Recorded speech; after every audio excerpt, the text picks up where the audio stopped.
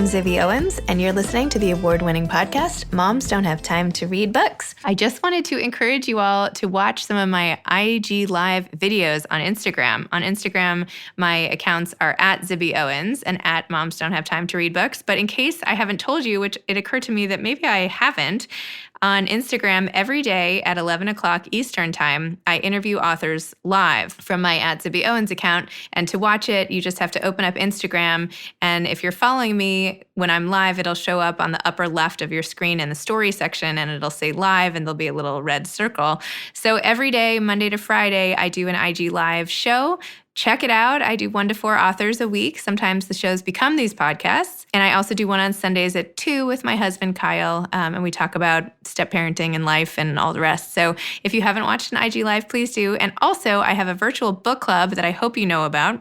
This is all on my website, by the way, zibbyowens.com. But check out my virtual book club, which is through a site called Book Clubs with a Z, BOOKCLUBZ.com. And no, I didn't make that up after my name, but actually it just worked out perfectly. So go to bookclubs.com, and I'm actually the featured book club on their homepage. So you can just click and you're invited to sign up. I have amazing guests every week, and that meets Tuesdays at 2 p.m. Eastern Time via Zoom. So please don't miss out on all these other offerings for all of you guys who are loyal listeners to Moms Don't Have Time to Read Books. And always feel free to check out my website at zibbyowens.com to find out what I'm up to and what else you can do. Oh, and also sign up for my newsletter. In my newsletter every week, I give updates on the latest, the book recommendations, all my podcasts, all my IG Lives, my book club, and any other fun information, plus usually some list or article or something that I think would be helpful. So also sign up for my mailing list if you get a chance. Okay, that's enough for me. Now go listen to this episode. Today's sponsor is Blue Land Cleaning. Blue Land is an eco-friendly cleaning products company on a mission to eliminate single-use plastic packaging. They offer their products as a set of reusable bottles, along with cleaning tablets that you simply add to warm water to make a full bottle of hand soap or cleaning solution. Also founded by a mom with a 3-year-old son. My kids loved making all these products with me, and now we have these amazing glass bottles in all different color hues that make cleaning a little bit more fun, especially during quarantine. I had the best time talking to Leslie Grace Streeter, who is an award-winning columnist and pop culture critic for the Palm Beach Post, where she has worked since October of 2002. She's a graduate of the College of Journalism and the University of Maryland College Park, and she wrote a beautiful, happy, sad look at being a widow called Black Widow, A Sad, Funny Journey Through Grief for People Who Normally Avoid Books with words like journey in the title. If that sounds funny, you can get a glimpse of what she's like. I had so much fun talking to her, and also doing an Instagram Live, which if you would like to watch, you can go to IGTV at Zibby Owens and check out what it was like for us to chat in person. I'm so sorry. I knew you were like sitting there waiting. I'm so sorry. I'm just going to put this up on this thing so I don't have to hold it. Who is on your mug? These are people who used to be on All My Children. This was from when All My Children was first canceled by ABC, and they did these live traveling things. So these were dudes that like were on All My Children. My husband bought me this mug because we both watched All My Children. And he's the kind of dork that would drive me and my best friend to the casino to see them. And he didn't actually get to go in because I only had 2 tickets. He hung around and bought me a mug. So there you go. That's amazing. My husband actually just told me that there's a new memoir out by someone from General Hospital and he's like, get this guy on your podcast. I love it. I love it. And by the way, I feel like you don't have to tell me what kind of guy your husband was, because having read your book, I feel like I know a lot about him, and that doesn't even surprise me. So, well, your book was so great. Thank you for writing it and sharing it. And do you have a copy you could hold up? Or yes, I do. Because I, of course, left mine in the room next door. Okay. Great cover. Great title, by the way. So funny. I mean, the whole package. Well, what's so funny is because I'll say usually when people say, what's your book called? It's about grief, and they go, ooh. And I go, it's called Black Widow. And they laugh because they're like, is it inappropriate to laugh at them? I'm like, no. And I go, because it's true, Black and Widow. And they go, oh, okay. And then they kind of know what the book is, that it's a serious book about, a funny book about a serious thing. And it goes back and forth because I think that's what life does. I was describing it. Who was I describing to? And I started to say funny, but then I was like, no, I feel bad saying that it's funny because it's about grief. And I was like, should I not call it funny? Like, is that inappropriate? But in fact, it was funny. You have a great sense of humor, and you saw the humor in these really not humorous situations. So, not at all. and I am sure a million people have said this to you, but I am so sorry for your loss. I mean, Thank you. The suddenness with which it came and all the rest of it. And anyway. No, I appreciate that. And I obviously doing this book and being sort of like in a widow place all the time. I'm at the point it's been almost 5 years, it'll be 5 years in July, where I feel like I'm on the helping side of it, which is a great place to be because you don't feel so desperate and awful all the time. And so I've been doing a lot of Zoom stuff with, widows groups and with mourners and that kind of thing. And you would be surprised how much people laugh in those groups. Sometimes when something crappy happens to you, sometimes there's nothing else to do, sometimes in a gallows depressing way, but it's always good to have that. And I think that in this time where we are right now, where we are grieving, even though we're grieving people who have been lost, and we're also grieving sort of like the life we knew a month and a half ago, and we're grieving our vacations and our ability to go sit at a bar and flirt with cute people. Oh, that's just me. So I think that's sort of the space where we're in. And like, I can talk about that I don't know a lot about math or driving. I'm really bad at it, but I know a lot about grief and about being funny. So I figured I might as well write about that because I don't have anything else. I mean, if there was a way, I'm impressed you could even find a negative way to spin this enterprise. Seriously, come on. But yet self-deprecating all the way. What can you tell for people who don't know what your book is about? Can you explain the book is about the first year. It's a memoir about the first year of my widowhood in 2015 when my husband Scott died. And very suddenly, as you mentioned, I have a heart attack. And it goes literally from the moment that I'm supposed to be at a happy hour, but I'm trying to buy a grave site and not really knowing what's happening, to the next year, which is almost a year to the day because God's timing is funny, where our son's adoption was finalized. So I guess late July won't suck all the time for me. There's good and bad stuff. And that's what the book is. And it's flashback to our love story and how we got together and that kind of thing. And it's sort of like I break the fourth wall occasionally. I talk about, God and sex and drinking, which are the really cool fundamental parts of life, I think. And, trying not to get fat as a widow and then being okay with being it, and just friendship and family. My mom moved in with me as my co-parent. So that's a sitcom right there. I feel like if that hadn't happened to me, I would hopefully have been clever enough to write this kind of thing. But I don't think I could have imagined that all this stuff would be packed into 1 year. And that's just 1 year. It's been 5 since he died. But that was a real eventful year. And you told it in such detail. Like, I feel like I was there. Like when you were debating, like what you called the crypt of how to bury your husband. I mean, instead of it being like you're sitting there crying, you have it be like you just find the craziness in all of it, which is the relatable moments, really. That's, it's. I think I was talking to someone the other day about it because people don't really think about, they don't want to think about grief. But when you look back at funerals you've been to, memorial services or whatever, if you thought about it, there's something happened, like somebody showed up in an inappropriate dress, or like somebody's ex-wife they didn't think was going to come showed up, and there's whisper, or someone brought the wrong thing to the shiva, whatever it is. And there's stuff that makes you go, mm-hmm. And not only does it make it tolerable, it's the stuff that makes it human, that makes you remember that you're still breathing and that you can get through this. And that's how I've always written. And I think that I didn't really have any choice but to process this experience that way and to focus on what's not like in a desperate, like slipping on a banana peel funny sort of a way. It was more of these are the things that I noticed, and I wrote them down on my phone, or I, went and jotted things down in a never ending file in Word, stuff or I just remembered it. And as a columnist, I remember things in detail that way. Fortunately, I'm sure there's stuff that I forgot. Like I have a friend of mine who reminded me, she goes, why wasn't this in your book? And I forgot that my first birthday after Scott died, my friends gave me a cake that said, well, at least you're pretty. At least you're still pretty. Oh. Which is so funny.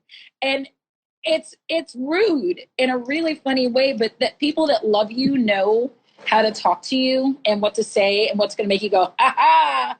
And so that's what my life is, and that's the people I surround myself with, and that's what I wrote about. And do you still write for the Palm Beach Post? I write for the Palm Beach Post. Right now I'm writing from home, as everyone is. I just wrote about our big music festival every year that's been canceled because everything is canceled. So that was what I did this morning. You were mentioning before in your previous interview about sort of like everything that you do that we used to do that we left the house, and now we're doing it all in the house. And are we going to actually get to the point where we need to do a lot of that stuff? And like, am I going to want to go and stand at a music festival next to a bunch of drunk people, or am I going to want to go just interview random people this close to their face again? No, I don't know when that's going to happen again. So right now, I think we're getting a lot of what we need to do at home, and I'm not working any less hard. I'm just working differently, and I kind of like it, honestly.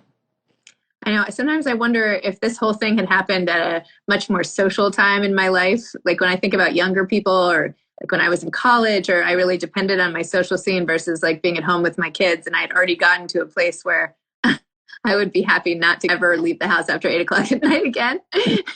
Absolutely. It was so weird. I was on a widows group thing yesterday, and there was a gentleman who lives in Manhattan who is older. He lost his wife a couple months ago. And he said, I got to be honest. He said, and this guy's a physician. He goes, my physician brain is very attuned to what's happening with COVID, but my widower brain doesn't care because I don't want to talk to anybody anyway. I don't want to leave the house. I don't want to have to deal with people stammering about how they're sorry and trying to feel weird about it. I just kind of I want it to be in this cocoon. And I'm sorry, obviously this is happening, but if it was going to happen, it's a good time for this to happen with every other bad thing that's happening in my life. I, on the other hand, released a book into a pandemic. So that was fun. And I had all these things to do. I had all this.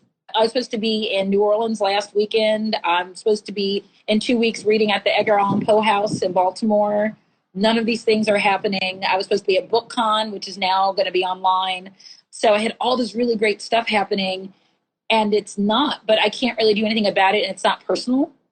I think that's something that when grief happens, I would have these melodramatic moments where I would be like, God, why did you do this to me and forsake me? Thunderclap, thunderclap. And stuff just happens to people. I don't think it wasn't personal. It didn't set out to ruin my life or anything. It's just what happened. And I think that we're all kind of going through that right now, that what's happening is what's happening. And we kind of have to figure out how to best deal with it and not be being melodramatic is fun though. It can be. Yeah.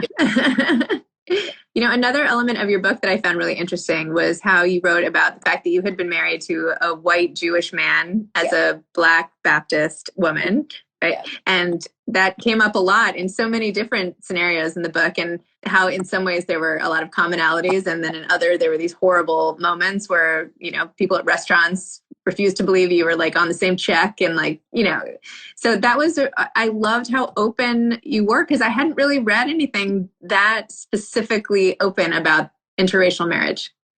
What's so interesting to me is that I wanted to make the book about being a widow from my perspective.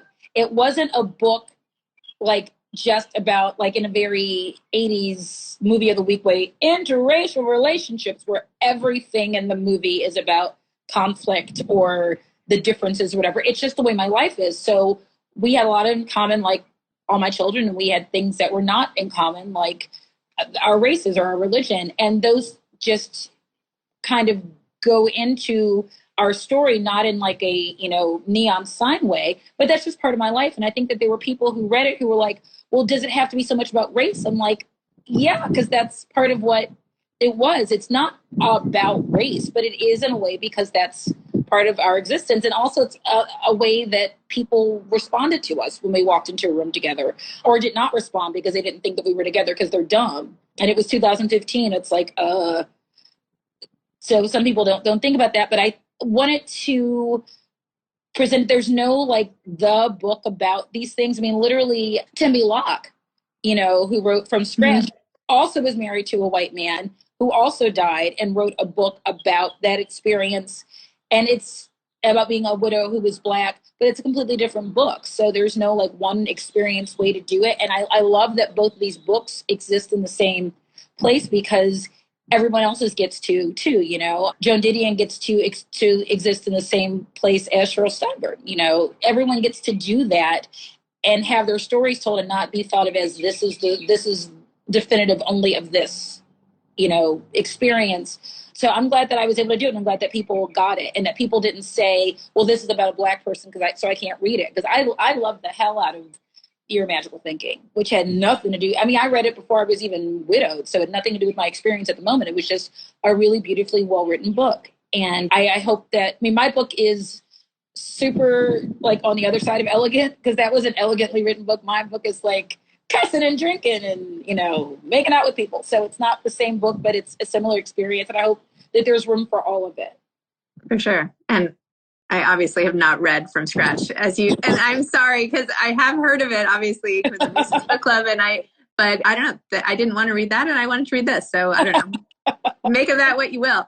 Thank you. Exactly. Well, and it is really a beautiful book. And she wrote a blurb for the back of my book. And it's so funny because when that happens, every time when you're like, for real? Because you ask all these people, you send it out into the universe. And there were some people that I knew, like I know Laura Lippman a little bit. And I know James Patterson, which is a whole other thing. And I know Rob Sheffield. But Tim B was a friend of a friend who had told her that, oh, I know someone who's written this book. And so when I reached out to her, and she was literally the last person, and it was past the deadline, she goes, is it okay? And I'm like forwarding it as it's happening. Like, yes, it's going to be okay. Because I really needed that validation from another widowed person. So it was cool. Yeah, it's a great book. It's not funny, but it's beautiful. It's like Your Magical Thinking and a travelogue with Eat, Pray, Love and Under the Tuscan Sun, but with Black people. Okay, I will put it on the list. I will put it back on the list. I'm sorry, I know. There's so many great books. Some of your podcast is about moms having time to read books, so you have not to apologize for not being able to cram everything in the world in. And permission, I do all the time. I go, I don't want to do that, and I do. Okay, yeah. Have you read, by the way, Nora McInerney's books about being a widow? Yes, and she's also on back of my book. I know. Oh, great. Okay. No, I'm so glad that I read her book after I wrote mine because I would have thought, oh no, am I stealing from her? Because she has a similar irreverent sort of I'm a total mess and I don't know how the heck I'm doing this, but I'm out here and I have to keep children alive and stuff, so I have to do it. And we have different approaches to that, but it's very much her book, both Hot Young Widows Club and No Happy Endings, which is hilarious. The follow-up, it's hilarious and sad and brutal, and she's super hard on herself, but in a really funny, real way, like your friend would be. I cannot say enough good things about her. Wow. Me too. She's hilarious. And also with the grief and the funny and anyway. But now I feel bad we're doing like a roundup of all these other grief books. We should be talking about your book. How long did it take you to write your book, by the way? Oh gosh. Well, there's how long it took to write it. Well, and I thought I was done. And then when my editors thought I was done. So that's a whole process. I think I started writing like the first chapter about being in the graveyard. I wrote like a month or two after Scott died. To get it off my chest, literally, because it felt like it was on my chest. And then, so that was 15. I think I finished a first version probably in 18, so 2.5 years. And that's when we sold it. And then I sent it in and they were like, oh, edits. So it was like done sometime last year. But I thought it was done sometime in like 2017/2018. Like wow. So it took about 1.5 to 2 years to complete it. And as James Patterson said to me once, everyone doesn't need to know everything that you know. And everyone doesn't care about everything you write. And I was like, ooh, brutal but true. So it's like the kill your darlings thing. So when something like this happens, and I know that you interview memoirists like your previous guest, it's so hard when everything seems super important to you, because that's why you wrote about it. And then someone else comes back and says, do we need this part? And there were one or two things where I was like, yes, we have to have that. Like I can curse on the show, right? Yeah, go ahead. Okay. So there's a line in the first couple of pages where I said my life was a great sparkly clusterfuck. And editors kept taking that out. and I would write it back in. And it was because, and I was like, because it was I thought it was funny. I'm easily amused, and to me, that's what it is. Because like when you're in that thing where something bad has happened, and it's like super, super capital B bad, but it's so spectacularly rotten and awful that it seems special somehow. That like it didn't just blow up a little; it blew up a lot. You're like, damn, that was really impressive how much my life just blew up right then. And that's what it felt like. So I fought for that. There were some things like, there were some chapters where I was like, I could tell I was wrong. So I'm super angry about stuff like the scene when we're in the hospital and people in the hospital were not nice to me. And I wrote a lot of really pointed things that honestly should have been kept in a journal somewhere. And because they came off as angry and it's angry enough. And I am glad that it was edited, and I went back and rewrote some things that were more on the bewildered tip rather than just the I hate this person so much right now. And it wasn't necessary. Editors are really good because otherwise it would have been 500 pages, and nobody wants that. I thought the way you handled that scene, though, in the hospital when you were like kind of losing it at somebody and then giving yourself permission to lose it at this person, I thought it was interesting how you did that. I mean, because you didn't just lose it and let it go. You had like commentary. You checked with your friend, and it was like, I don't know. What's so funny is, as women, we do that all the time. Like, we'll say something to a waiter, and immediately the waiter leaves. We'll go, was I too hard on that person? Was I too whatever? And that's in a normal situation, like bartenders and waiters, and like the woman who's taking too long to check you into your flight. Was that hard on her? But at this moment, I just felt like I used the word untethered, that I could feel all of it rising out of the ground. The spike was gone, and the hot air balloon was gone. And I knew that I should probably care, and then I decided I didn't care because that was her job. And I don't ever want to make anyone feel bad about themselves, but I think if you get to focus on how you feel the moment where you're being told your husband is dead is probably that moment, and that no one else expect to feel catered to. It's like, but how do you feel, person with the bad news? Yeah. I mean, honestly, one of the most impressive parts of the book to me was that your husband got up in the middle of the night to check on your son and came back in and started hooking up with you, and you did. I'm like, that's impressive to me. I don't know. It's like 3 a.m, whatever. Anyway, more power to you. I'm glad you seized the moment.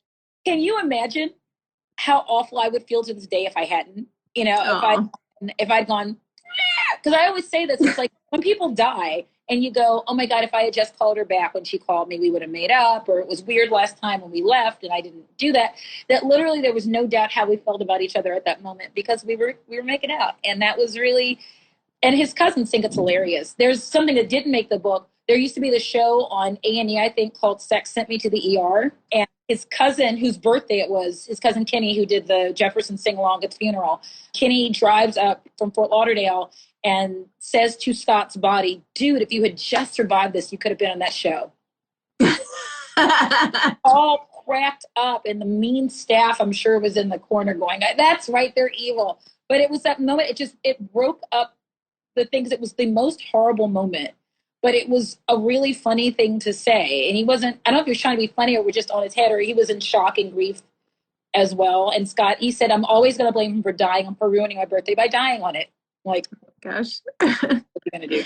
So what's coming next for you? Do you want to write more books? Do you want to, you're obviously still a journalist. I do. I want to do a lot of things, all of them involving writing, because I don't know how to do anything else. Every once in a while I would go, like, I auditioned for The Voice a couple times, did not happen. It's like, I'll do something new because journalism. And then, no, this is all I know how to do is to write things on paper. So I'm working on a book right now in the very early stages of fiction, actually. It's a rom-com. And of course it has elements of like, middle-aged Black people in love, and there's widowhood, and there's all that kind of stuff too. But it's based on a screenplay I wrote by longhand in a notebook 20-something years ago I never did anything with. And this is just those characters old. And no one knows who they are because I never did anything with it. But it seems real personal to me. And it's like, I have this sitting here. I might as well do something with it. I'm recycling. Perfect. Love it. That's great. Do you have any advice to aspiring authors? I do. First is just to write. When people say like they're aspiring writers, like if you write, you're a writer. I think most people, what they mean is I want to get want to is I aspire to be paid for writing. I aspire to be admired for my writing. And all you have to do is just start writing. I mean, there's never been a better time, particularly right now because people are home and looking for things to read, to, even though blogging isn't as big as it used to be, have a blog, to do something really cool on your Instagram, to write poetry, to get stuff out there. I think people are looking for connection, real solid human connection. And if you've got something in your heart that you need to write that will connect to people, I think this is a perfect time to do it, to follow writers online. Don't ask them for anything yet, but just to follow them and see what they do, to read everything. What you were saying in their previous interview was just about like reading. And I have to piggyback on what she was saying, that this is such an amazing, I always love the title of your podcast and of this Instagram, because it's just, it speaks to such a specific experience and need that moms and everyone have, even when you're busy, to do stuff. So I think people like you who love books and who love words and who want to keep people reading and writing are so important. I think it's encouraging to aspiring writers that these platforms exist. So thank you. Thank you for being able to do that. I mean it. It's true. Thank you. Well, I love it. And I mean, I get to talk to great women like you who I might not have gotten to talk to, and Nina. So yeah, it was a great day. Thank you so much for coming on, and thanks for sharing your innermost life in your book so that people like me could sit in my bed at night and enjoy it. And honestly, I mean, it's a gift. It's really a gift. So. Thank you. I really appreciate it. And if one person is moved by it, then it was worth it to write it and to go through the, oh my God, I'm writing this, to do it. So I appreciate that. Thank you. And thank you for having me. My pleasure. All right. Take care. Bye. Thanks again for listening to my podcast, Moms Don't Have Time to Read Books. If you liked this episode, please follow me on Instagram at Zibby Owens and at Moms Don't Have Time to Read Books, and sign up for my mailing list at zibbyowens.com so you can always hear about the latest things I'm up to. Thanks a lot. Thanks to Blue Land Cleaning, our sponsor for today's episode. Blue Land Cleaning, get your single-use plastic packaging, make that a thing of the past with this eco-friendly cleaning products company. Thanks so much to Steve and Ryan at Texture Sound for the sound editing, and thank you to Morning Moon Productions for providing this fantastic intro and outro music. Thanks for listening. You could always email me at zibby@zibbyowens.com.